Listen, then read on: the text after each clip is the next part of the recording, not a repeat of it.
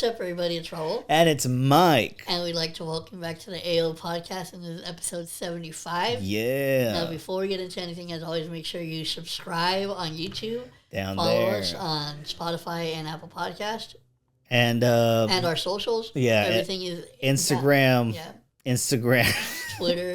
And Instagram. Fucking, the blue sky's there, but, we don't use that. Bruh, it's crazy. I remember, I remember when Blue Sky first came out.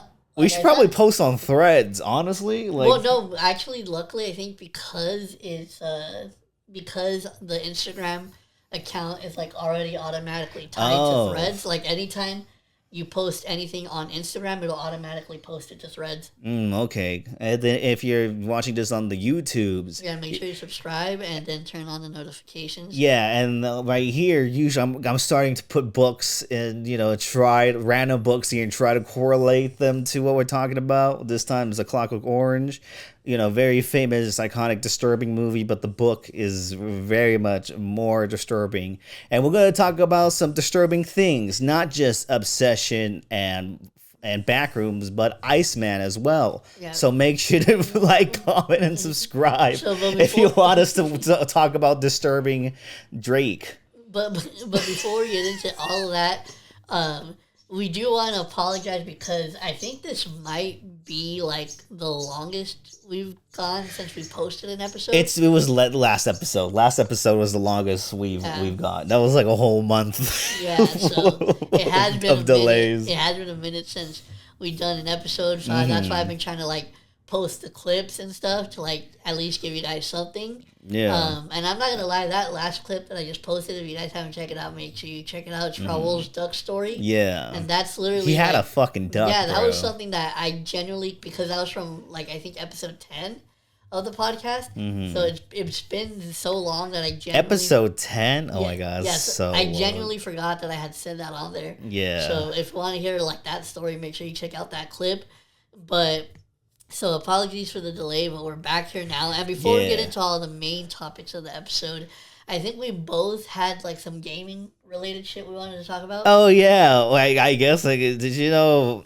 Oh my god, the fucking game. I forgot what the game's called, but it's gonna have a bunch of different characters, including the one and only Tupac as a playable character in the game. I know what you're talking about. I barely saw it. Let me look up Tupac game. Well, no, just put Tupac playable. Yeah. Stranger Than Heaven apparently is gonna have Tupac as a playable. What the fuck is that playable game about? Character? I have no idea. I thought it was a fighting game. I don't know if it's a fighting game or a shooter or whatever it is. That shit is. But what the fuck? I think that's kind of very. The man's been dead for 30 years, and there's still ways people are trying to exploit his death in a numerous amount of ways. And I think it's just kind of crazy. Yeah, sure, Snoop Dogg, whatever, sure, fuck it. At least he's alive and shit. Who? And Snoop Dogg be doing anything. Yeah, he's already doing anything, and he big time rush. You know what I mean? So that's still the amount of fucking side quests that Snoop Dogg has done in his career. He has faces on lighters and shit that we talked about earlier and shit. He has fucking cookbooks. Yes, he did a fucking reggae album that we reviewed. You could go back. I forgot what episode because we didn't put it in the fucking title. But go back and look for it. We did review that. So but this Tupac. I forgot was that one was one that landed on. That one was off the wheel, right? Yeah. Yeah. That was on the wheel and shit. Yeah. Oh, also we'll get to the wheel stuff eventually. Yeah, there's a lot of things we want to talk about first, but the wheel shit will have to come soon. We're gonna try to do an episode of all the wheel shit. Because we're backed up on the music one and the fucking movie one. Yeah, but that's gonna be exciting when we do get to them because there's gonna be some interesting movies and albums that vary in quality in different ways. So, but I think we should talk just real quickly. I had a huge party recently for my partner who just graduated university. Shout out to her. But we had a huge party and there's a lot of people there. And Raul, talk about how fucked up you got at the party. So I freaking so the party was like around started like at 5. Yeah. I showed up like maybe 5:36. And I brought the camera, because you and your group were gonna perform. Yeah. And so I get there and like I go to the back, and then the first person I saw was the homie Rob, because when I walked into your house, he was in your kitchen. He did drinks for us. Yeah, he was making the drinks.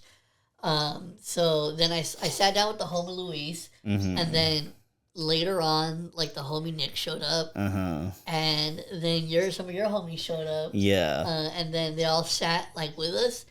And here's the thing. So I think I started out because you also had a cooler where you had like other drinks. You had like the Who mixes, the Twisted Teas. Yeah, the Twisted Teas.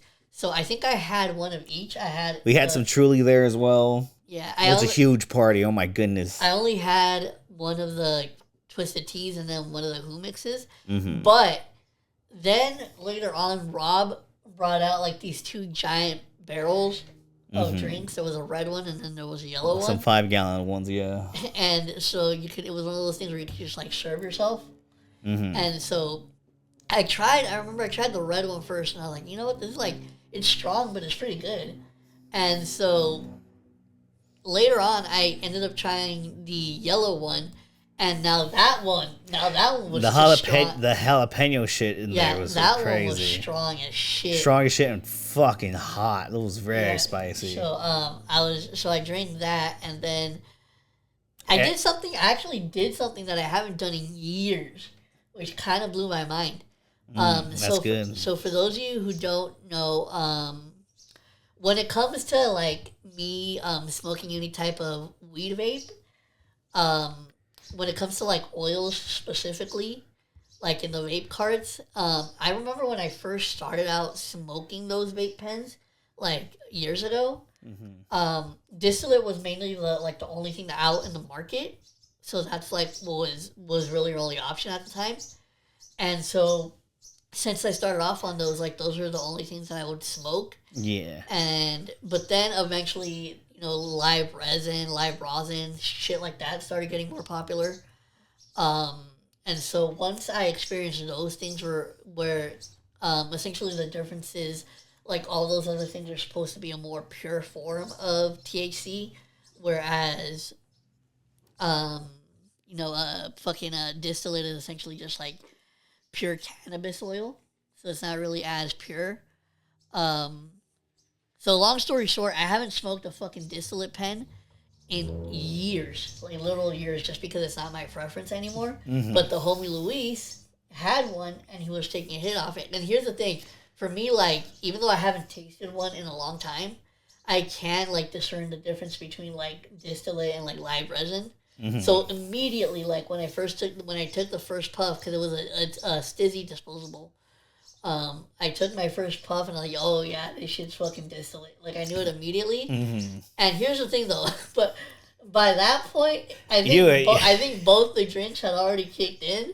So I honestly didn't give a fuck. So it was just, you just like do it, and then like not to mention like other people had the weed joints too. Your homie Michael, I think. Yeah, he had that joint. I don't know what the fuck was in that shit, but that shit actually like one hit took me by like fucking surprise. I was like, oh my fucking god. And the thing too, like the thing that I loved about it the most was honestly the conversations. Those the craziest shit had at that table were fucking amazing. It would literally just to show you the scale. The scale of the conversation. It went from like talking about fucking types of women that we like, to fucking paranormal shit, to like fucking like life conversations. Yeah. And the craziest part, because we were talking about like, okay, what about, maybe a touchy subject, but like, what about like if you had to date a girl and she's like extremely religious, and we talked about the different types of religions. And you know what's funny? Immediately as soon as you said that, since I was fucked up, I don't remember everything, but I can guarantee you already that Nick started that conversation. Yeah, and then Nick had the crap. I'm not gonna say here, a little offensive, but like, yeah, listen. But that shit had the whole table gasped with the fucking. You know what's fucking crazy? Shout out to your homie Mike. He actually told us a story about like when he used to work. I guess he used to work as like a coroner driver, like those people that like picked up the dead bodies. Yeah, he did. Yeah, he told us a crazy story about that, which was insane. Because the thing is, so kind of circling back to something that we're gonna talk about also, because I'm planning on doing some type of ghost tour or something like that in October. Yeah, with all the homies. Not me though. Just the other ones. Fucking Mike doesn't want to do it. No, I'm good. I'm fine. I mean, even though it's literally just walking. I'm good. I don't want to walk. And so the motherfucker. That's the fattest thing I've ever seen. Yeah, it is. It is. But so I've been looking into that, and the main reason why I wanted to do that is because if you guys listened to the last episode, you heard us mention that like towards the end that we were thinking about doing vlogs. Mm-hmm. And so we'll get into that in a bit, but no, that the conversations at that table were fucking hilarious. Yeah. And also, I don't know, this also you guys, I did a first at that party too, another first, because when I had to use the restroom, like I was like, oh, like, hey, like, let me, is anybody, I think I asked you, like, is anybody in your restroom? And they go, oh, just use the porta potties. And I'm like, oh, there's porta, like, I don't really want to. I want to. I don't want to put my butt in that. And so fucking that is a wild statement. That's what you said. I did not say that. No, fuck you. No, I wasn't that fucked up yet. That was like at the beginning of the night, fool. If this was later, then maybe I would have believed you, but no. And so because I figured it was like just a regular type of porta potties, right? Yeah. And so you're like, nah, fool, like just go use them, because they were like literally right there in like your driveway. Yeah. And so it was essentially like a trailer, that had 2 doors on each side with little steps. And when you went in, it genuinely actually looked like a really nice fucking bathroom. No, it was crazy shit. When that first arrived, I was like, what the fuck? This is some crazy shit. You know, shout out to her fam, you know, to just celebrate her achieving that shit. That was honestly, like, those are the nicest fucking porta potties I've ever seen. No, that's it was very fun time. Really. Which I used them a lot that night. You're taking advantages. People were like, you took a picture in it and shit with my sweater that you fucking took. You look like a hoe in that fucking shit. You might as well just. Like Drake? You look like Drake. You look like gay Drake, bro. He's like, there's something Drake's gay. Not gay already. Okay, that was deep. I know. Fuck, you gotta go homophobic on the man. You know? Even though, I mean, some of his stands are kind of sus. I know, very sus. Just like he might pop ass with the competition, you know. So like, bro, just say you want to suck his dick. Yeah. PP is right there. No, but yeah, it was overall a fun night. Yeah. Shout out to the homie Rob, because he's the one that ended up giving me a ride home. Mm-hmm. Oh, speaking of which, fun little factoid that I don't think people will know, because I don't know if we shared it on the podcast, but this past year when we went to X3 in January, if you guys listened to that episode, you would know that we were all drinking at that event. So I was kind of buzzed, like, by the end of the night. Yes. And I ended up getting a picture and a poster from, I think her name was Jules Blue. Mm-hmm. And so I think at some point I might have dropped the poster, but shout out to the homie Rob, because I think he picked it up. And so I think he just kept it. And so he literally had that signed poster of mine at his house for like a few months. And like you guys don't live far. You could just walk to the house and give it. I'm not walking all the way for a fucking poster. Oh my god. But that'd be true. Yeah, imagine walking back with that poster. Yeah, like just fucking walking past you, like, look what I got. He was like, and the dude selling the pineapples in the cup. He was like, this. But so I fucking no. So when and he gave it to you. Yeah, when he finally dropped. Well, because he had to take a shit. So we had to go to his house first, and then after we were done taking a shit, he gave me my poster back, so I finally have my fucking... Yeah, shout out to the shit taking, you know, never mind. Yeah, I don't know what the fuck is that going. But, I thought I had something clever. I had nothing at all. No, yeah, but so then sidewaying into like I said, we were thinking about vlogging. Yeah. So for those of you also who don't know, on the last episode we did mention that we were going to be watching Obsession. Yeah, and Backrooms. Yeah, well, that and Backrooms and Holcomb. And so what we ended up doing is we actually ended up watching Obsession and Holcomb as a double feature, like one night. And we decided, like, since we're gonna be going out to the movies, let's actually vlog it, right? And kind of like use it as our like test vlog just to see. And so first off, I was filming with my phone. Yeah. And not only that, but I was filming with the front camera of my phone, which, if you don't know, if you've never used a Samsung phone, the front camera, you can't actually like zoom out. Yeah.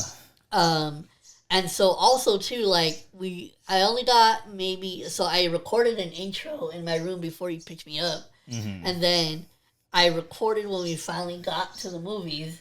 Yeah, like the pre-thoughts. Yeah, and so, but the thing that you kept mentioning that I really messed up on is I did not get any B-roll footage. I was like, dude, he's like, get footage of us walking into the theater, getting our snacks, so we could just fill in the fucking time and also show our adventure. And you're like, no one wants to see that. I think we'll have enough footage for this, and then the shit came out to like 3 minutes. Yeah, combining all the footage, the rough cut. Not to mention if we have to edit shit down. Edit shit down, it'll be like probably a minute and a half. So the thing is, it was, like I said, it was supposed to be like since we've never done it before. Like that was kind of us just trying it out. But I think we're gonna. It was just more you not listening, but shut up. Film it. I'm not the one that said film it on the phone. Yeah.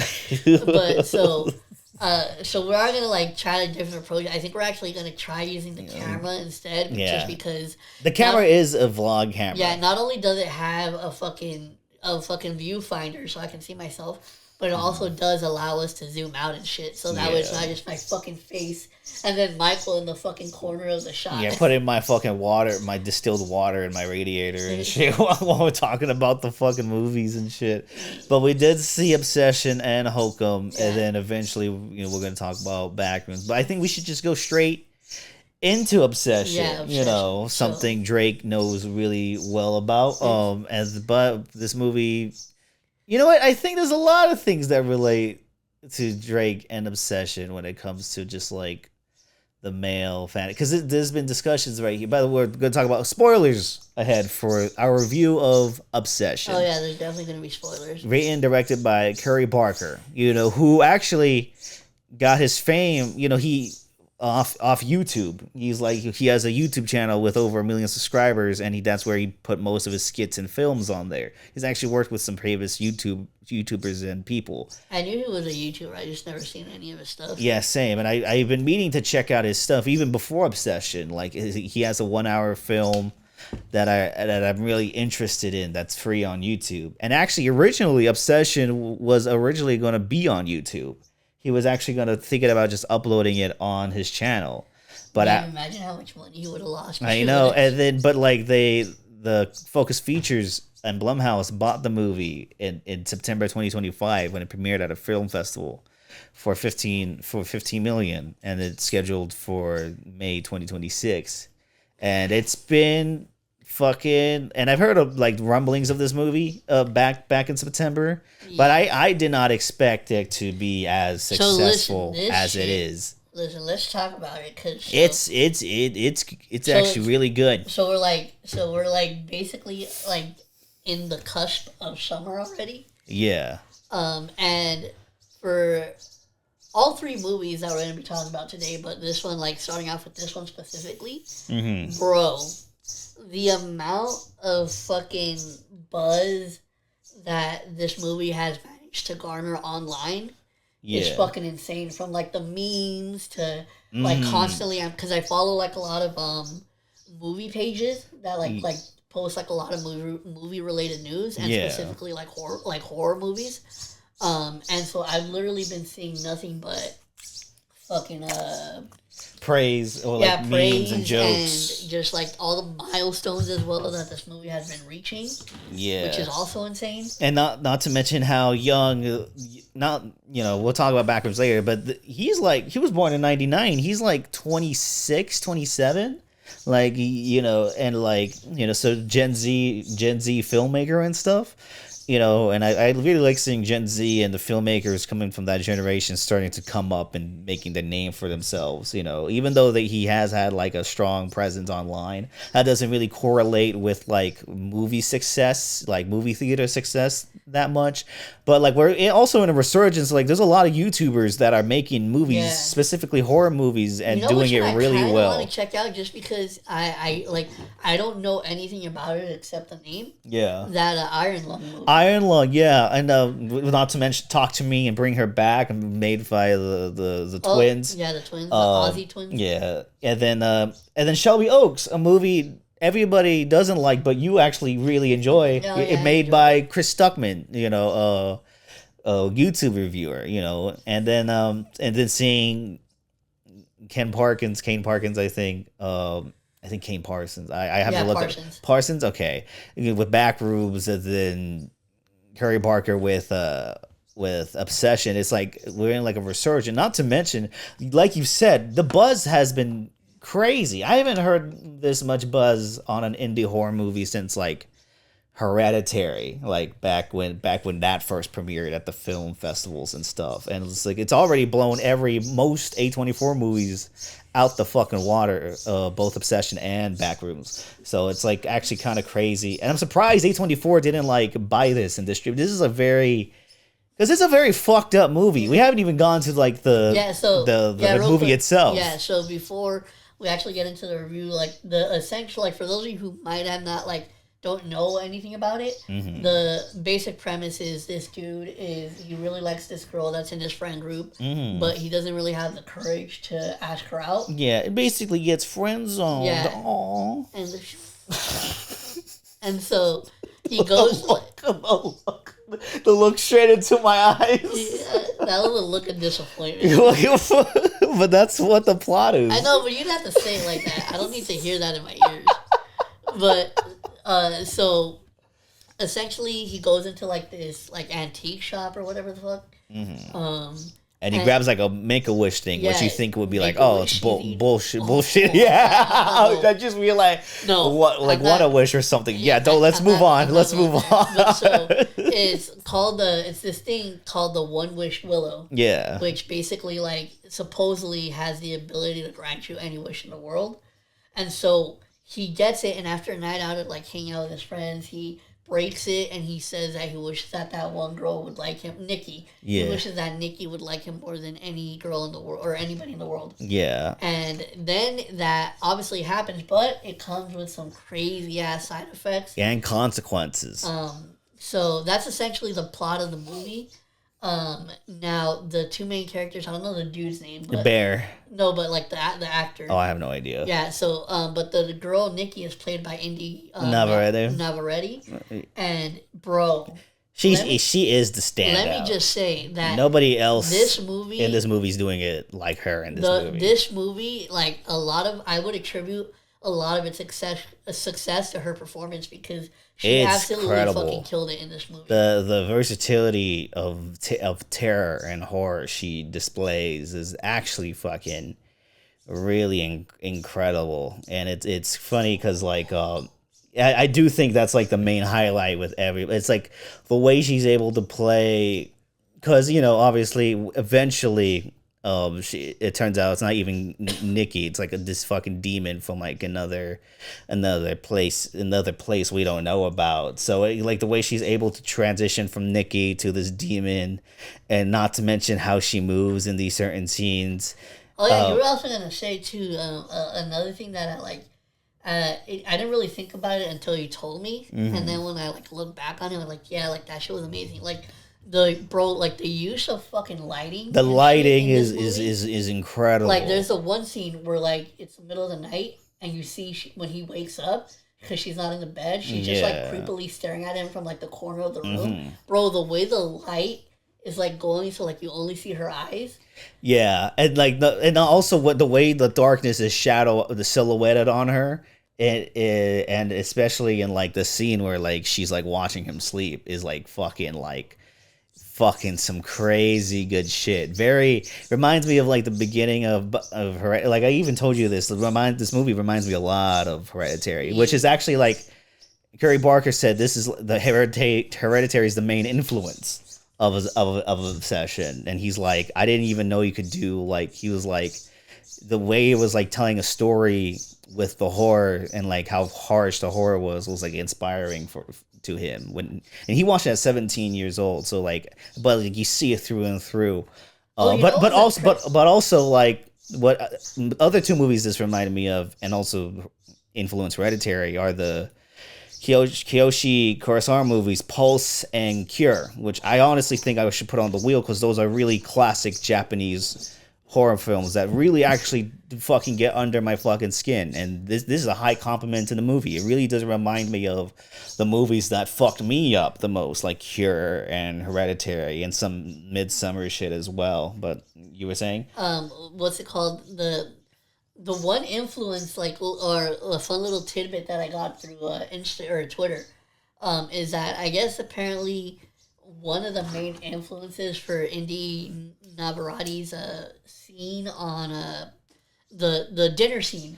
Yeah. Where she's out, where they're out for dinner and she like starts freaking out on him. Yeah. Apparently she got inspired by Get Out for that scene, and now it fucking like as soon as I saw it, Get Out's also it clicked because if you remember in Get Out, there's that scene with the maid, where like they asked her like something I forgot what he asked her, but then she like but she's like no like she like subtly does that. I see that too. I see that too.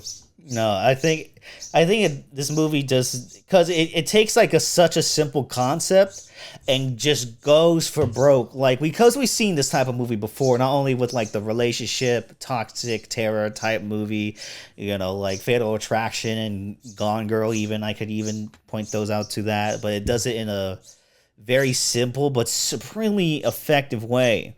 I actually had a criticism I think I told you about where it's like I think it borrows too much, but I think about it more. I think how it borrows it, I actually really because those scares, I haven't had scenes like that actually kind of shit my pants in a movie theater in quite a long time, if I'm being honest. Like I've seen a lot of horror movies, even at home or in the theaters. It doesn't like Bring Her Back, people say it was like really disturbing, but I thought like the only scene that affected me was like when they get hit by the car. When they get ran over and shit. But you said, Bring Her Back? And Bring Her Back, yeah. Bro, I'll say that. Wait, real quick.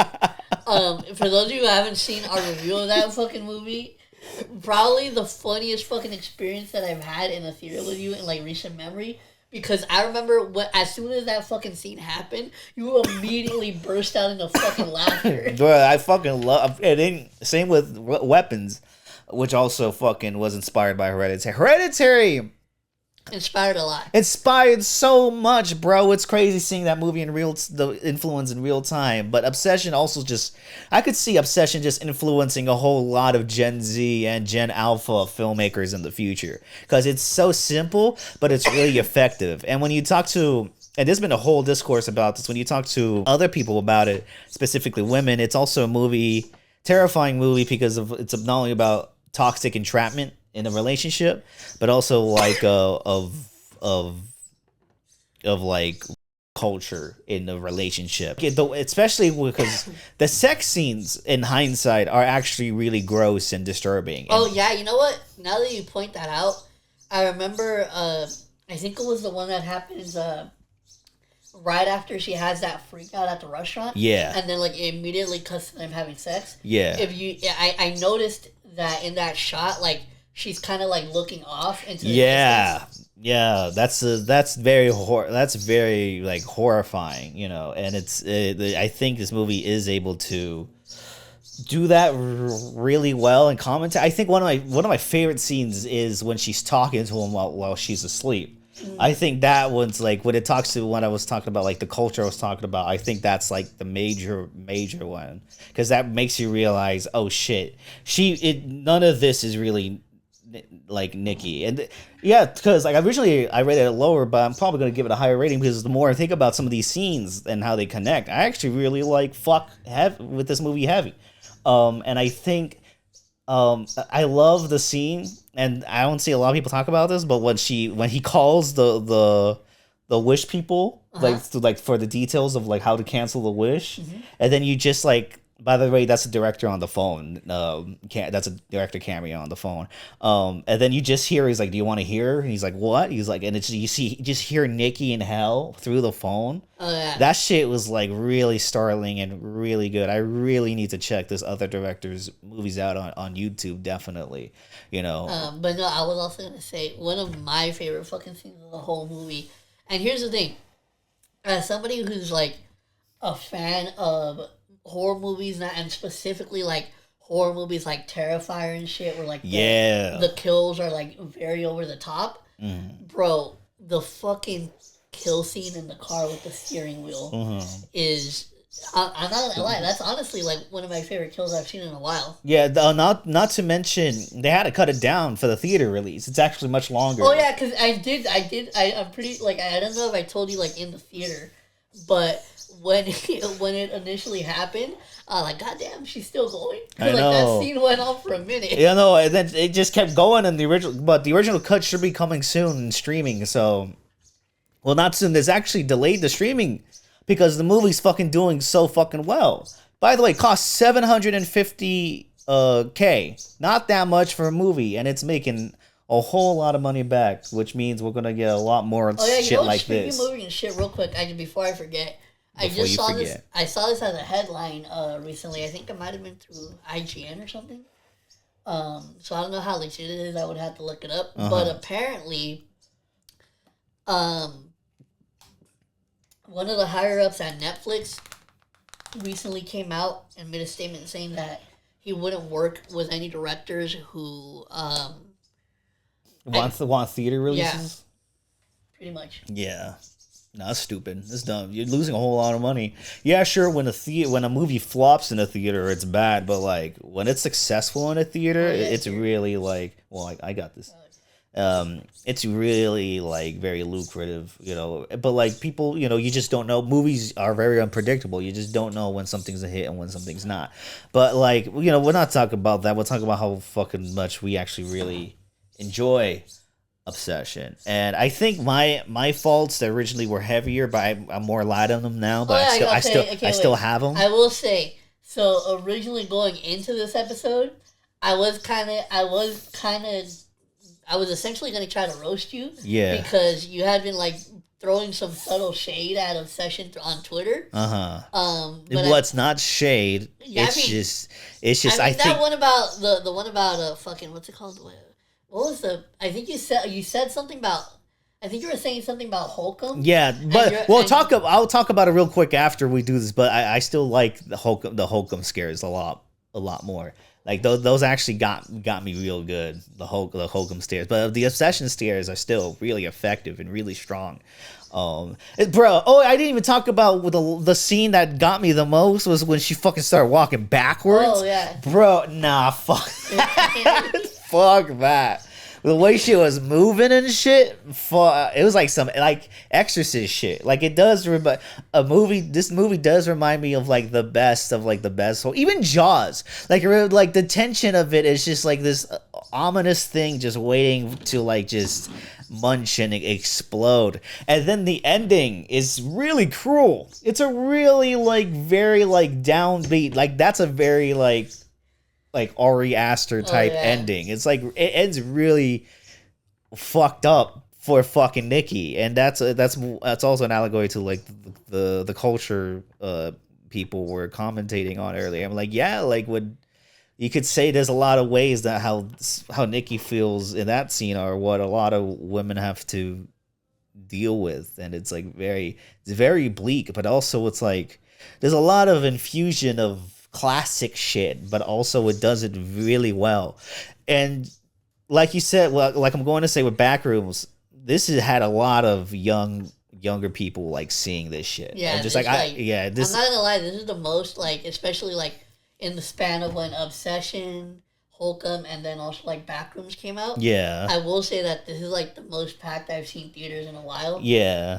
So and that's really cool. Yeah, and apparently, according to AMC, this has been the highest number of tickets like being sold through AMC since 2019. And we've had like Barbenheimer and shit. Like, there's been some phenomenons in the box office, and those movies made a whole bunch of money. But I think there's something about these movies that they're so simple, but they speak a lot to a lot of people. This also, like, seeing the success of like horror movies like this, you know what it makes it low-key kind of pisses me off, because it makes me think of the Oscars. Yeah. Because it's like, I think it wasn't until recently, like with films like Sinners and like Weapons. Yeah. To where they actually really started to like nominate horror movies. Yeah, like give horror, like, because I feel like, man, like with the amount of fucking. Because I talk about this with my sister a lot too. Yeah. Like the amount of different and unique storytelling you're able to get in like the horror genre specifically. Yeah. Like, it's amazing that it's not like we don't see films of that nature nominated more. Yeah, and I think it started with Get Out too. Like, Get Out won Best Original Screenplay, was nominated for a bunch of these. But I do think, and it's crazy because like people were saying that back when Hereditary, because I still think the Toni Collette's performance in Hereditary is like the biggest. No, yeah, that dinner scene is iconic. The biggest snub in Oscar history. Like that's the performance of like a lifetime. Not to mention Midsummer, which has like my favorite performance from Florence Pugh as the main girl. Yeah, it's just like, I know Danny is a fucking it's just the best screenplay. but yeah, I can't believe I had to watch that shit. And you're gonna watch it again. You're gonna watch it again soon somehow. I don't know why, but we're gonna do that shit. You watch Terrifier, bro. You like that shit. Fuck it. Yeah, but I mean, Terrifier is like stupid weird. Yours is like weird. There's a difference. My shit has fun being weird. Your weird is psychotic. No, like my weird like makes you question life. Like, why did I have to see that? What's mine? No, that is yours. Oh, that's mine. Mine is like, oh, that shit's really fucking dumb. That's it. That shit's so fucking funny. But I think we talked about. I do think it's a little too long. Real quick with the criticism, I do think it's a little too long. I do think Nikki is the standout. I think the other people are fine to good, but I do like the best friend though. I think he's funny. Oh yeah, I think he's really funny. The fucking tequila at fucking trivia night is like really funny. Wait, I didn't even fucking say my favorite scene aside from the fucking like the steering wheel scene. Yeah.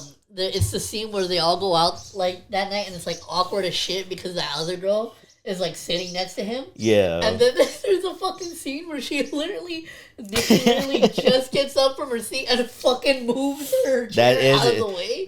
And I love how much that scene drags out. Maybe it drags out too much, but like it's great. It reminded me, you know what it reminded me of? Yeah. It reminded me of Happiness inside, like of how like awkward this shit is. And you know what? Happiness is like a horror movie in a lot of ways. Oh, I hate that you that movie. But it reminded me, this movie does remind me of the best. I do think its like length like could have been shortened, and that's something the director even commented on, of like how his use of long takes actually affected like how hard the editing was with the pace. So I think but I cannot wait to see what he does. Yeah, does next. A great fucking first start. You know, at first I rated 3.5 out of 5, 7 out of 10, but I'm glad I got to sit on it. I'm glad I got to delay the podcast to sit on this fucking movie, because I think I'm gonna bump it up to an 8 out of 10, 4 out of 5. Do you remember? I think did I give it a 4? 4 out of 5, yeah. Yeah. I think I might have given a 4 out of 5. But yeah, this was honestly one of my favorite horror movies that I've seen in the theater in a while. Yeah.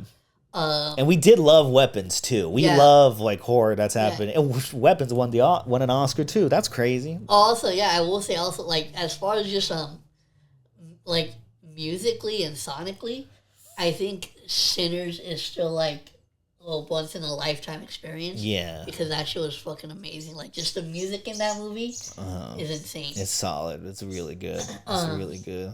But And you were putting that music over a movie we watched between yeah, Backrooms. so listen, I mean, but here's the thing. So like we mentioned, we did also watch Holcomb, but I'm not. I'll just let Mike kind of give his brief thoughts on it because since we did watch it as a double feature and this was the second movie we watched, I'm not gonna lie, you guys. You got sleepy. Yeah, I got a little sleepy. You don't do double features, huh? No, I don't. And so it was like I was kind of in and out. So it is definitely a movie that. Well, but I will say though from what I do remember, I did enjoy it, but it's definitely a movie that I'm gonna have to go back and like actually rewatch to like really get all the little details. Yeah. But from what I remember of it, I did enjoy it. But I'm gonna let Mike give his review. Yeah, just really quick. I actually think this is a very underrated movie right now. I actually really like enjoyed the structure and the playing with the mix of genres of the screenplay real well. I actually thought Adam Scott. I'm not like the biggest fan. I do think he's like good in some things, but I'm not the biggest fan of. I think it was actually really good in here, and I like the places this place went. And I a lot of complaints I've heard is because of some things that were shown in the trailer that don't appear that much in the movie, aka like the bunny. But I didn't watch the trailer, so I didn't know about the fucking bunny. So I just like that much. I was like, oh, there's a bunny in there. Like, okay, that's weird. But like, the fucking bunny scared the fuck out of me twice in that shit. Like, I hate that shit. It also reminds me, maybe just I'm thinking too deep, but it reminds me of like the first thing I remembered in my life, which is like a nightmare I had. That's the first thing I remember in my life is a fucking nightmare. So it kind of tapped. Takes you all. God damn, Holcomb took you all the way back to the beginning, bro. That's I'm just like, what the fuck? So it kind of just like tapped into those psychological senses. I also thought it was quite fun movie. There's some funny moments in it. I also love the beginning and ending. It starts and ends like with the writing of a novel, which I thought was very beautiful and very creative. 4 out of 5. I actually think it's very underrated. It's very underrated right now. Hopefully it'll get more flowers in the future. But moving on to the last movie on the list for this episode. Now, this one's going to be interesting because, unlike Obsession and Holcomb, we actually watched this movie separately. Yeah. Because my nephew really wanted me, my sister, and my other nephew to go watch it. So we ended up going to go see it in theaters, and then Mike ended up seeing it actually just recently. Yeah, yesterday. So this was a movie that we watched separately. So I guess first I'll give my opinions on it. So going into it, this was actually a movie that I didn't really know any of the lore. The only thing that I knew about it was that it came from something on YouTube. Yeah. So I will admit that going into it, like, there is probably a lot of stuff that was in there that might have been part of the lore that I just had no idea about. Mm-hmm. But still going into it without even really knowing anything, I did enjoy the movie because I do think it does a good job of building like a really creepy atmosphere, especially once the movie like fully jumps into the back rooms. Yeah. My only really main critiques would be that I honestly wish that, because in the beginning of the movie, it starts off like with a complete POV shot of like somebody in the back rooms. Yeah. And that shit to me was like terrifying, and that's what I assumed most of the film was gonna, like, that's how it was gonna be shot. But a lot of it, I think there was only one other like really extended POV shot, like with the dude with the camera. But aside from that, the movie is in third person for the most part. So that was only like kind of my little critique about it, is that I wish that there would have been more POV scenes, just because I feel like the scares and they would have like just amplified the atmosphere a little bit more. Mm-hmm. And then aside from that, my only other critique is that since I did go into it without knowing any of the lore, there's probably a lot of stuff that I missed, so I was only like able to kind of like grasp my own interpretation of what the movie means. So overall, I thought it was like a solid movie. Just I not something for you. Yeah, I mean, no, I would watch it again. I think I would watch it again. It's just that it's one of those movies where I just wish that there could have been more. Yeah. No, I could totally see where you're coming from, because the fact that this movie's actually successful is like kind of crazy, because it's like very I will say that it leaves a lot in the dark. I am hyped about all the success that it has been getting recently. Shout out to the guy who directed it. Kane Parsons, who was only like fucking 20 years old. 20 years old, man. Gen Alpha got their stamp in the industry now, man. That shit's crazy. But like, no, and then this motherfucker has been making Backrooms video, or like just making movies since he was 14. And the original Backrooms like series he was making between like the ages of like 15 to 18. Like, it's like kind of crazy, like just how young he was doing all it. And the first Backrooms, which he made I think around 15, 16 years old. It's like, an actually really saw, like, the found footage shit is like mostly those like OG internet Backrooms things. So I really do. I'll send you the playlist so you could just watch it, because like it's a really lot of interesting. I actually do really want to watch it. Interesting stuff, and I think it just makes, for me, what makes the movie interesting is the fact it's like, the movie asks itself, like, can this work in a very cinematic, theatrical form? And it has like these really amazing actors. Shout out to the actress who's the lady that goes in, Renee. The therapist? Yeah, the therapist. And because she's a Norwegian actress, she's in like the worst person in the world and Sentimental Value. Those are really fucking amazing films that she's in. In fact, she's in this blockbuster indie hit is like really cool, and then the main actors are really cool, and they're both, I think, they're really good for what they got. I think my main problem, I think I'm with you, is like the script itself doesn't weave itself like well into like the department store to like the back rooms. Like, I think it's a very weird fit, like I to like just get into it. But like, I think what it does, like, just visually and atmospheric, and those sets, like a lot of those sets are real. They are built like that. Like, he did like these are all like real life sets. Crazy. You know, so it's just like, and the way it goes, like, that would suck if you were like somebody that had to like go in there and then like you didn't know how the fuck to get out. Yeah, no, it's just like, it just as the movie, like, crew members are going insane too. It's fucking you just see a random crew member in the background. It's just because he got lost. Somehow works in the movie. He probably make it work too. But no, I thought it was very moody and atmospheric and vibey, and like, there's a lot of, since it's a movie that does, even with the lore, leaves you a lot in the dark. It leaves you up with like tons of different interpretations of what it could mean. Like, I think of it as like the internet, you know, of like the many paths the internet could take you, and the dangerous ones too. But like, you know, there's tons of different ways you could take it in. And this director is mainly inspired by video games, specifically Valve made video games like Portal, Team Fortress 2, Half-Life, Left 4 Dead. So, you know, it's very, the movie does feel like a cinematic video game of like, that just is there to like fuck with you a little. You know that there is a video game based on it? Yeah. Oh yeah, and then not to mention the original Backrooms 4chan post, which like inspired. It's called Escape from Backrooms. I've been playing it on You've Xbox. been playing it? Yeah, I've been playing it on Xbox Game Pass. Has it been spooky to you or no? Well, so far I don't know what I'm stuck on this level where you're like supposed to find all these keys. Yeah. And then you're supposed to go in a room and you're supposed to like, there's locks on like either side of the walls.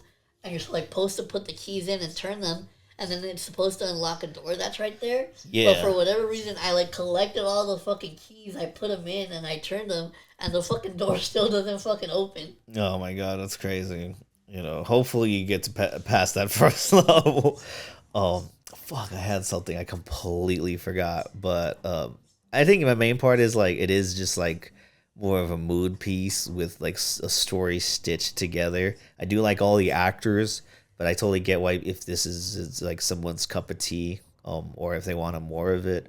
But I thought it was very vibey, and I really enjoyed it. Another little critique of mine is that just from like playing the game, I figured out that there's like I think the original monster in like the YouTube version is like the kind of like this scribble looking figure. Yeah.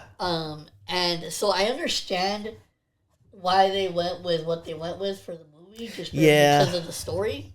But I do think that it would have been a little bit scary if it was like the scribble monster. Yeah, and funny enough, he only appears in that first episode, and that's it. But like his presence is always, people are like, "Oh, is he gonna come back in this one and all that?" But no, that first video is really solid. Like, and it's all visual, like all of it's fake. He like rendered and made all that in like Blender, the After Effects CGI like program. So yeah, it's just. So even the big pirate dude. No. That's the movie. The movie, no, I'm talking about the original Backrooms video, yeah. But the movie, they had like actual, but the movie had some scale in it too. That's like really, I do like the ending. I really like that final shot. I do think it's like really a really good final shot. I'm not gonna lie, fucking Twitter kind of ruined that one for me. Yeah, I didn't know that, so like that's really cool. Because you know it's the shot of her like sitting down, right? Yeah. And then like it all like fades away. Yeah. Somebody on fucking Twitter posted that and said when somebody says this edible ain't shit. Oh, that's fucking stupid. All right. I think that's where we should end the Backrooms review. No, yeah, solid fucking movies, man. Yeah, solid movies. What's your rating? I'm giving it a 7 out of 10. I thought it was a vibe. I don't think it's the best movie ever, but I enjoyed what I got. I think for now I gave it a 2.5. Yeah. Like, I like, it's not a movie, like, it's a movie that I would definitely watch again. It's just, I'm actually kind of now curious because it's already been announced that they're gonna be making a sequel. Yeah, without he's like we're looking for a new writer. That's crazy too. So the one that wrote this movie he's like no, we need a better one. That's fucked up. Honestly, that's fucked. He saw the big pirate dude. He's like, nah. He's like, this is kind of problem.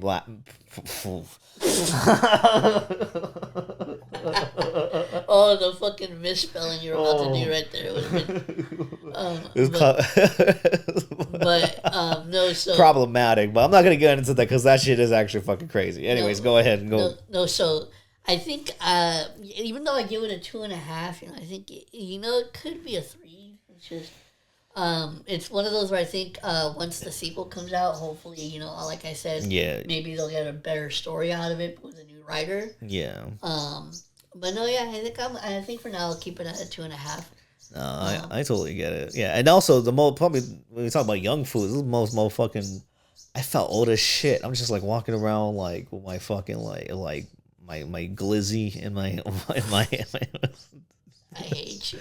And I'm just like, man, there's a lot of people here, and it's like it's a weird fucking movie. Like it's very slow paced. Like it's like not like audience friendly in a way. You know what I mean? Like it's very A24-ish. But like it's let me eat this wiener in the dark by myself. I don't want other people around. He's like, can I not? He's like, I go to the movies to be alone and eat my glizzy. I like my privacy, all right? I don't feel comfortable eating my glizzy with other people around. You like it alone and in the dark. But yeah. So solid, honestly, though, with all 3 of these movies, solid month for horror. Yeah, I think it could be one for the books. Now, going on to something that's not so solid. Oh, shit. But as horrible as seeing all these movies back to back in a row. We're going to be talking about the long-awaited Mr. Iceman. Yeah, from the one and only Aubrey Mr. Graham. So, this one, you know what's crazy? Actually, look it up real quick. When did Drake initially announce Iceman? Because I know that I think he announced it like because he dropped fucking like the what did I miss singles like a while back, and so I think that this was because he delayed the album quite a bit. Yeah, it was announced. like July 2025. Like he first teased it. It says so. Yeah, So he first like a year. Yeah, so it's been about a year. Not to mention before that, we're like Drake, you need to drop like an album quick to like try to like. And this is like it's crazy because this is the album he chose to come back to after the fucking beef for for the aliens listening to this 5,623 years from now. This is like the first Drake album. It's crazy that you made that callback. I forgot you said that shit in the. I can't. I did it. I stopped saying it for some reason. Yeah, you literally said it when we were talking about the fucking like I think it was post beef. Oh yeah. I forgot I said it there too. No, yeah, but first album after beef. So this is it's 2 years later since the beef happened. Since the car and the saw happened. Now here's the thing. The thing that was interesting about this is he initially started to tease the release like a few months ago, and he started out by like doing like posts on Instagram and shit like that, but then he even had like this whole like I thought it was kind of goofy, but it was this like he had he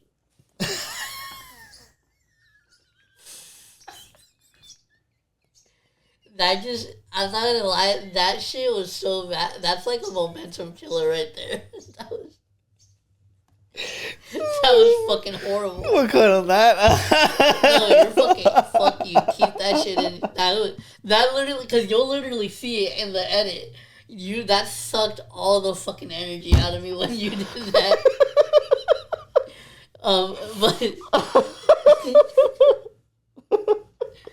But that was instinctual. But so he had this Damn, whole like, your notes are big. Yeah, well I had to see them. But so then we had this whole like thing in Toronto where he fucking like had this big ass ice thing like built. Yeah. And he was asking people like they were essentially if you wanted to like get the release date of the album, you had to go and try to like melt the ice. And then I think the way that it ended up, if I remember correctly, is this streamer dude ended up winning it, but then it kind of all got revealed that it was like all pre-planned. Yeah, it was all fake. So they're putting the fucking nasty ass tongues on the nasty ass ice on the fucking nasty ass like fucking Canadian streets and shit. You know, it's just where are you fucking South Park over here? Blame Canada. Blame Canada. But so no, so then he finally announced the release of the album. Mm-hmm. And here's the thing. Throughout the entire fucking lead up to the album, like Iceman was the only thing that we were getting. Yeah. Like, everything that was being teased was Iceman related. And then literally, I think it was like the day of. Yeah, like the day of, like hours before the album dropped, it got fucking leaked that he was going to be dropping 3 albums. Uh-huh. And so then I remember when it was like 9 or 10 p.m., I went onto YouTube Music because I was going to go look for the Iceman album, right? Yeah. To listen to it. And I see that he fucking actually dropped 3 fucking albums. Yeah. And so it was Iceman, Habiti, and then Maid of Honor. Maid of Honor. And then so as soon as I saw that, the first thought that I had in my mind, like, fuck that, I'm only listening to Iceman tonight. Mm-hmm. Because that was the album that he had been teasing, and that's the album that I was ready for. Not the other shit. Yeah, and so I ended up listening to it that night, but to be fair, I was a little tired and also I'll get into it in a bit, but the beginning of this album like wasn't great for me personally, and then so I was kind of dozing off, so I did essentially have to re-listen to it another day, and this time I actually did take notes so I would remember everything that I thought. Nice. And so I also have notes. I was going to do it for each song, but I did not realize how long this motherfucker is. It is 18 tracks. It is an hour and 8. Yeah. And I'm like, I'm not taking notes for all these shits. So I think the way we'll do this before, like, I'll give my initial thoughts on the album. Yeah, initial thoughts first. Yeah, first. And then I'll tell you how I want to do it, like, after. But initially, after I listened, after I re-listened to the album and then had like a better idea of what it was. Mm-hmm. My takeaway is, first off, I thought for a Drake album, just for a Drake album itself, it was decent.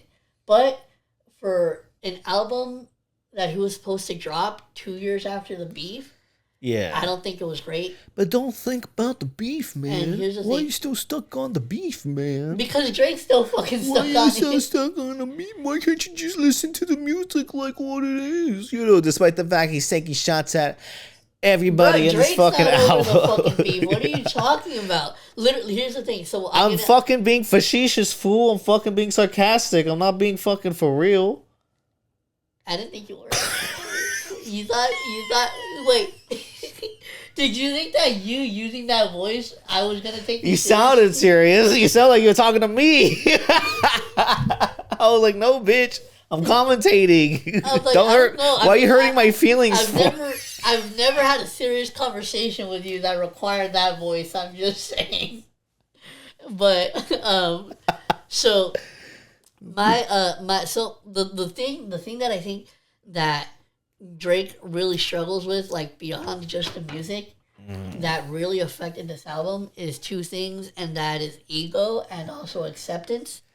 Because here's the thing, I understand that even though it has been 2 years, obviously Drake has had a lot of shit that he has had to get off his chest. Yes. So I understand in a sense why he did what he did by like taking shots at everybody on this album. And honestly, to be fair, that's also something that I expected going into the album. It's very predictable. And so that wasn't really surprising, but he even predicts his angles. I think the thing that is really like that Drake still doesn't understand is that he just has to accept, essentially what already happened. And here's the thing: if you would have had like one or two, even like 3 songs on the album, where it was nothing but him just taking shots at people, I honestly wouldn't have really cared. But it's the fact that when you listen to the entire fucking album, literally that's what it is. Remnants of the beef are sprinkled throughout nearly every fucking track on this album. Yeah. And that's the thing that I feel also adds to like this album sounding so fucking tiring. Because aside from, the very lazy production on some tracks and Drake just essentially really sounding disinterested, either that or sounding like he's literally doing the exact same song he's already done 5,000 times. The flows are fucking repetitive as shit. I feel like most of the songs he has the same fucking flow and rhyme schemes, and yeah, sure he can put words together and stuff, but I don't think he's making that big of an impact of like how he's punching it and what's he saying. That's my problem with some of the album. And from the first song, I even wrote down, I was like, this is like Drake's Kamikaze. Like, you know how Eminem came back with like Revival, and like it was kind of like very cornballish. I feel like here fucking loved it in the beginning. we did like it a lot, but like it hasn't aged well at all. But like I feel like Drake is like doing like the same thing here, being like, man, I don't give a fuck about not what have you say. Also, and then he completely gives a fuck in all these fucking songs. Yeah, and then also too, like you can tell that he's himself. Bro, he makes it very clear that he's still not over it himself. I forgot what track it's on, and I wish I would have wrote it down in my notes. But there's a track where he has a line where he's like, I'm in super denial. Yeah. Like this dude, he's still like. He's like trying to embrace he's the villain. Yeah. But like none of this is villainous. Like none of what you do is like evil. It's just corny and like sad. It's like that's what this album feels like. Also, wait. So real quick. So Make me Richie like Lionel. I fucking hate that shit. Before we get into any of the tracks, give your initial thoughts for it. I forgot we were supposed to do that. Honestly, I thought I was gonna hate it. I think it's still like a really bad album. But I've heard worse Drake out. This Drake out, like, I fucking hate Scorpion. I fucking hate, like, the one he did before that. I think it was his dad on the cover. I didn't like that. Like, most of the Drake albums I've heard recently, I really didn't like. For All the Dogs, despite the deluxe edition, which has a few really cool songs, and the album has some kind of good songs, I don't like this. Like Certified Lover Boy, I fucking hated. I know you. I know you like that one. That's crazy. but I haven't. But I'm just like, you know what? Let me just. First of all, we're YouTubers now, so we have to listen to shit like this. So so he was like, all right, let's just get through this shit. I was delaying listening to this shit too, but I was like, let me just sit down, listen to it. I stopped, but like I went back to listen to it like a couple more times. I thought it was gonna be worse, but it's still pretty bad. Especially that first half is a fucking chore and a half to get through with all the beat switches that don't make no goddamn, that don't feel natural, and the beats that are switched, the original beats are switched to fucking suck dick. It's like the first beat, I'm like, okay, this is actually really cool, and then like the beats, this happens like from Dust to fucking like Janet Shut the Fuck Up and all these other songs, where it's like, oh, it's a cool beat, and then it sounds like synthesized farts just blasting in your fucking ear. It's like, and then like you have Drake going like and shit like that. I'm just like, pause when I first heard that. I'm just like, this motherfucker just blow like, why? It's like, first, okay, you could have mixed it where it wasn't very ASMR-y, where you're like, there's ways you can mix it that are able to still sound like audibly pleasing. I don't want to feel like the wind's going through one ear out the other. Like, I don't want to feel that from you. Fuck you, Drake. You fucking piece of shit. Oh my god. Fuck. Okay, so now, what are you? A middle one. Fuck you. So I'm gonna basically what I'm gonna do is I wrote down like short little notes for each of the tracks. So I'm just gonna go through them, and then when I feel like there's something that I really want to talk about, I'll stop. But for the most part, I'm just gonna like run through these, and then we can just talk about them. So for the intro, which was "Make Them Cry," I wrote down that I thought it was I honestly thought it was a solid intro. The only thing here. Oh, by the way, I did count how many times there were beat switches on the album. So the first track was the very first one. And like, I love beat switches. By the way, I love when a beat switches. So beat switch counter. Make sure you have it up. So we're at one. And so, but then I thought this was a line that I thought was so fucking funny, just considering what happens later on in the album. Yeah. Because he has a line where he says that there's no features. But then he proceeds to have features on the album. Oh, yeah. No, very consistent, Drake. I really like that. And then...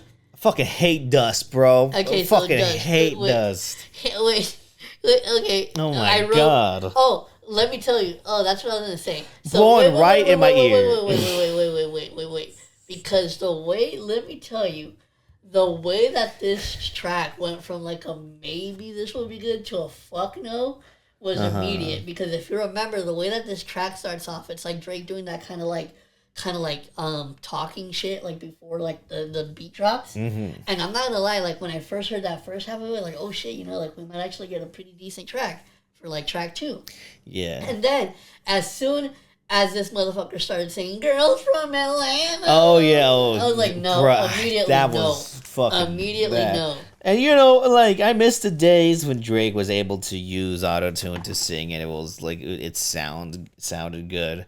But I think those days are just officially over. Like, I can't tell if he's like joking or not. Like, if you're joking, this doesn't like. Oh, we'll get into joking. Later, it's just like his fans have come up with a pretty fucking ridiculous. Oh man, I don't even want to know. Justify those 2 other albums. Where Janet Shut the Fuck Up is like fucking. They got an obnoxious chorus, and like when he's like. Oh, by the way, Dust also had a beat switch, so that's number 2. That's number 2. Whisper in My Name. Whisper in My Name. Now I wrote for the only thing that I wrote for Whisper in My Name is I like the flow on that one. Then we get yet another beat switch, so that's 3, and then we got Janet Shut the Fuck Up, and then French bitch just texts me like we like fucking I fucking hated that I shit. wrote down I hate the flow and sound. Like all of it is like kind of fucking trash. This is what these fucking Drake fans be sounding like. Just tweets like fucking birds in Raul's garage. That he didn't know they were living here. I guess. I mean, we should have known. They're on like they're on like 50 of the podcasts. So. Dude, they had atmosphere, bro. I know, it's very nature like, you know. I do think our version of Backrooms. But no, so come out as a pirate monster. And then so we go to Run to Atlanta. Now, honestly, what I wrote down for this one is that this I've heard better Drake and Future collabs. Yeah. So this one wasn't my favorite. Also, let me just say, I had to point this out. Aside from the fact that added to the counter, that's another fucking beat switch on this song. I don't know who the fuck Molly Santana is, but that was probably the worst fucking feature I've ever fucking heard. Yeah, that was bad too. It was like no Hannah Montana. 5 times, Mike. 5 fucking times in a row. I will say I did like a line in there that like Drake said. It's like 10 toes in quicksand. I'm like, all right, that was nice. But other than that, yeah, no. Beat's decent. I think Future's decent, but no. And then She Bang. I don't even remember. I put down already forgot once I finished the song. Okay, this one when I got to Shebang, I don't know if you felt this way. But what I wrote down is that I thought the beat was nice, but if you notice throughout the track, he uses different Migos ad-libs. And I thought it was weird that he did that and didn't feature anybody from the Migos on it. I mean, they're all going through shit, so it's probably didn't want. But it's still, that's fucking weird. I mean, I don't remember the song enough to be like, oh shit. Bro, it was throughout the whole fucking song. I don't remember the song. Like that's what I'm fucking telling you. Oh, like, okay. If it would have only been like, you know, once or twice or something, like I wouldn't have cared. But it's throughout the fucking song, dude. Yeah. And so I just thought that was weird. And then Make Them Pay.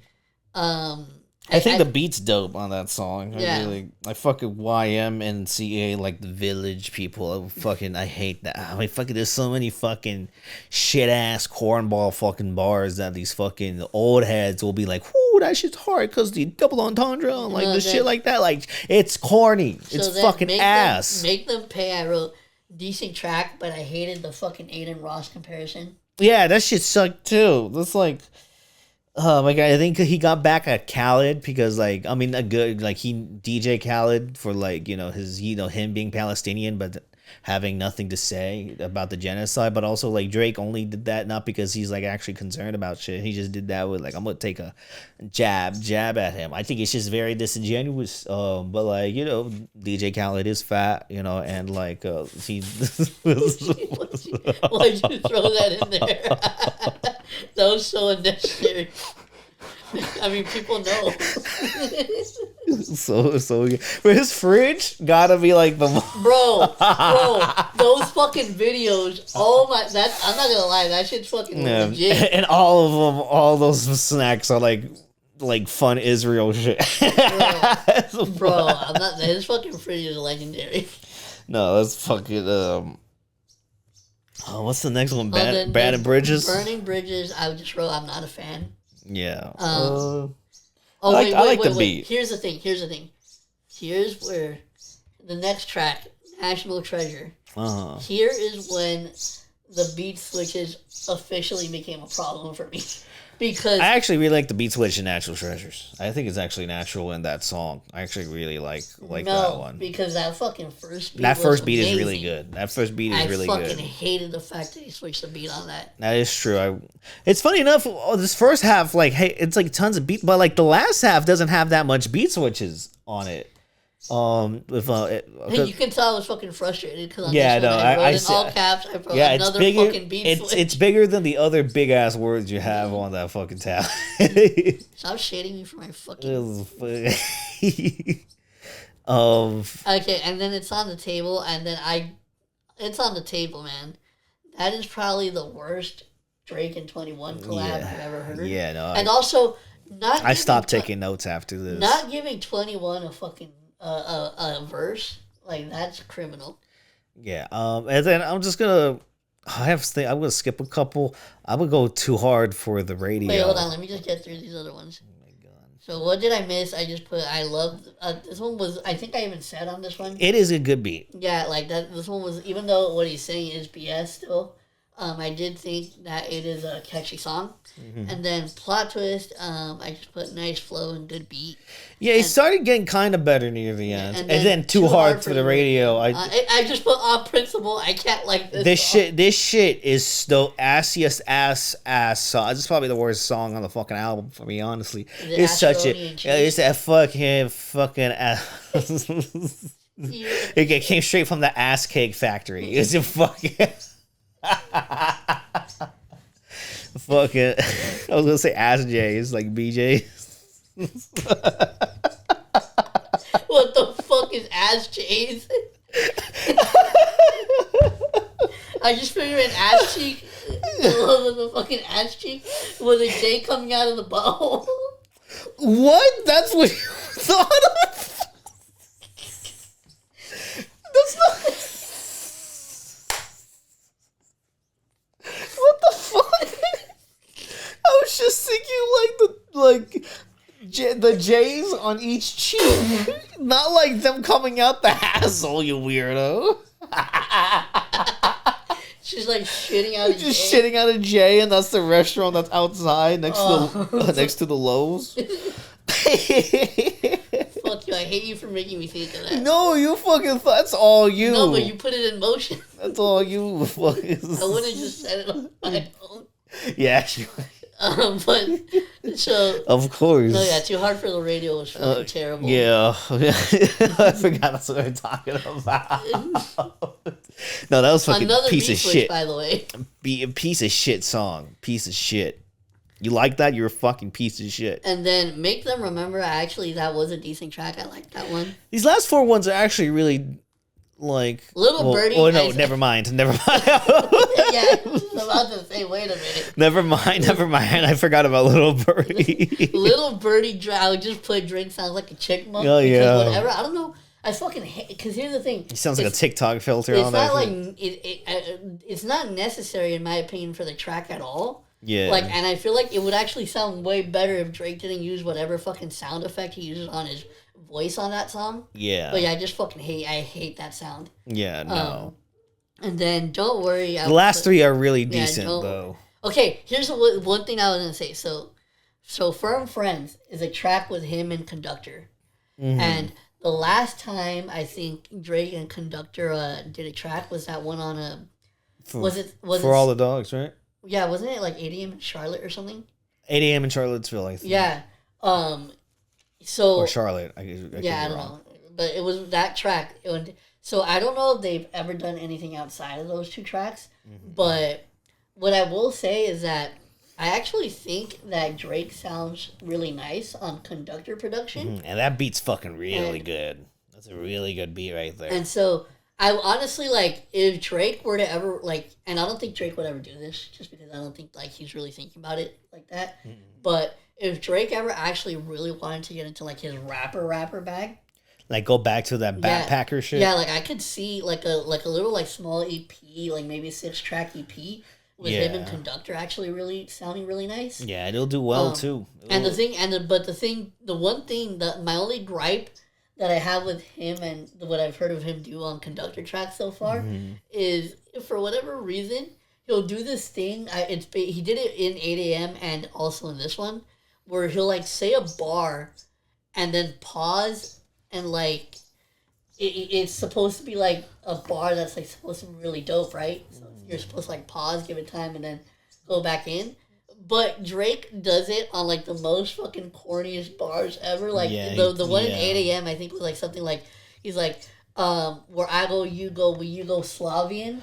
And wherever the Czech zone, we Czechoslovakian or something like that. Yeah, that shit, I fucking hate and that. And he paused that, like, he paused right after he said that, like, he said something fucking hard as shit. Yeah. And then in this one, it was like, putting bills on their face. No wonder why they've been ducking Drake. And then he's like, bills on their face. No wonder why they've been ducking Drake. Like he said something. Yeah. Like he said it again to make sure you heard it. Motherfucker made a duck bar. He's like, shout out to bro. Oh, you're stupid. Fat duck. But no, yeah, no. So that's like my only issue with it. But aside from that, no, yeah, I actually think like it's a Drake, really good yeah, track. I think Drake actually does sound really nice. It's like, a really good track on a conductor production. So I mean, if you ever wanted to get into that bag, man, like I definitely think that him in a conductor project would be really nice. You know, give him back like some of the acclaim that like it's not just like major like dumb slow fans. It's like actual acclaim for critics too if he did that. But like who gives a shit about critics? But also you should just do the conductor shit. That shit would be hard. And then for the last track, Make Them Know, I just put okay. You put okay? I actually really enjoyed the outro of this. I thought the last 3 songs are actually like solid shit, like that I enjoyed a lot. And there's other parts of like especially the second half that I do enjoy. Too hard for the radio though, and Little Birdie Art ass. Yeah. And the rest, this is just so especially that first half is really what I struggle with. I really don't like that first half at all. I'm not gonna lie, Mike. You know what's the first thing I thought of? What? Because you know how I told you like I kind of fell asleep like when I first heard it. Yeah. And like it was mainly to that first half. I'm not gonna lie, when I went back to re-listen to it the second time and I heard that first half, I was like, oh, I didn't miss much. No, it's not as bad as I was expecting, but it's not like the best thing ever or even a good album either. I think yeah, and here's the thing. Oh, that's what I was gonna say. A lot of problems with the one thing that I wanted to address is so he dropped the 3 albums, right? Yeah. And like since obviously like people I haven't been hearing great things about it. The one like theory that I'm pretty sure Drake stands have come up with is that Drake did this on purpose to like he dropped 2 bad albums to try to get out of his record deal. And here's the thing with that. Drake is not punk like that. Here's the thing. If that were to be true, then that would only go to show you how little Drake must really care about his like music legacy, because you're telling me he's willing to like taint his own discography by putting 2 purposely bad albums out in this just for the sake of him to get out of a record deal. Like, are we fucking serious? Yeah, no. If there's any group of fans that are able to absolutely go continuous in the loop, it's the Drake fans. And you know what, Drake fans? I like some things in here, but not that much. Not that much at all. There's some good things, but you know, also 4 out of 10. The one thing that I do want to mention is that another big thing that not only with this album, but honestly, like I've heard it out through like the more recent Drake albums. Yeah, is Drake like? Not only is it crazy like how his musical content has switched up so much from like his early career, because like if you go back and like listen to some of his earlier songs and then you listen to some of his songs now, like it's fucking crazy like how fucking bitter he's gotten over the years. Yeah. And not only that, but it's sad shit. It's the bitterness, and also it's the lack of like unenthusiasm. Like if you go back and listen to like, for example, like Drake on like Forever, or like Drake on like Find Your Love, or like even that he did like a freestyle with Lil Wayne, like, and if you hear like the sound in his voice on those tracks, like you can tell like the energy and the excitement is there. And at least for me, like nowadays when you listen to Drake, like that whole like he just sounds so uninspired now. Yeah, you feel 100%. Yeah, like it bleeds through the track for me. It's just like in his voice, like you can tell that he's like not really that inspired anymore. Yeah, and it's honestly a shame because it does have an effect on the music. All right, what's your rating for this shit? I think I would have to give it maybe a 4.5 out of 10. 4.5 out of 10? I'll give it a 4 out of 10. I think there's some like decent to good shit in here, but the rest of it I don't want to look or hear. again. Not to mention the other fucking albums. So Yeah, I don't want. Yeah, we will not be reviewing those. Yeah, no.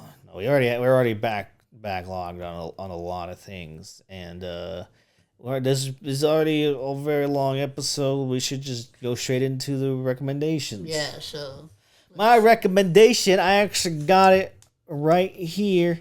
It is I got two of them. One is Sylvain Lequeux, the Hoarding EP, and Memoir by Sylvain. One of the most underrated rappers ever, honestly, is Sylvain. He has body of work that's incredible, and he just dropped an EP on streamings, and it's really amazing shit. Really amazing rapper, and y'all should look into his work. Incredible work. The next album is actually my album of the year so far, and it is Vince Staples' Crybaby. What? Cry Baby. Oh, I thought you were gonna say like it sounded like you'd be trying to say cryberries. I was like, what the fuck is That's why I was like confused. I was confused in myself. Vince Staples' Crybaby, and it's one of the best infusions of rock and rap I've heard in fucking a very long time, and it's so angry and in your face and upfront, but it's so fucking groovy. It's like some Rage Against the Machine meets like nerd type shit. It's actually really like phenomenal. A phenomenal album that I highly recommend. I wish we had time to review it because we still have other stuff to do, but like Raul, this is like one of the best of the year. Crybaby.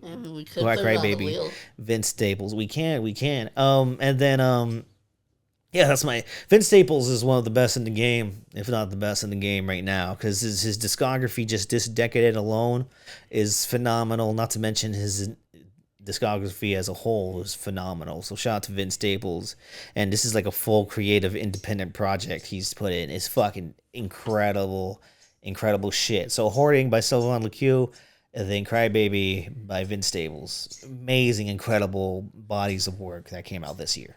All right, so my honorable mention is going to be, I literally just told you about this song. I re-listened to it the other day, and it's still one of my favorite tracks from this album because I fucking love this album. Yeah. But it's going to be Taking My Ball from Eminem off the Relapse album because, bro, I did not expect you to do the I love that song. The song is... I can't explain to you how much I fucking love that song. It's so much fun. It's just such a dumb and fun track. It's so much fun. But so that's my honorable mention, but my actual recommendation is going to be shout out to the homie Rob. He actually put me onto this track. It is from an artist by the name of Adaeus. It is Adaus. And this is a single from 2024, and the single's called "Is It Wrong," and it's just a really nice, like super groovy, like R&B vibe. I really fucking loved it. So shout out to the homie Rob for putting me onto that. But yeah, again, it's from the artist Adaeus, and the song is called "Is It Wrong."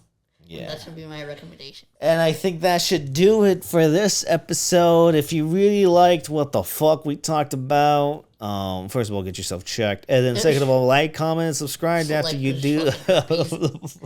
Huh? You can't even make it sound like we're fucking herpes or something. Like, get yourself checked. Why you gotta go there? You went there. I see you fucking egged me on. This is what I'm trying to say. I did not egg you on to tell you. It's like, we're the herpes of the podcast. No, fuck you. All right. We're fucking getting the fuck out because Raul wants you to get... Bye. No. Bye.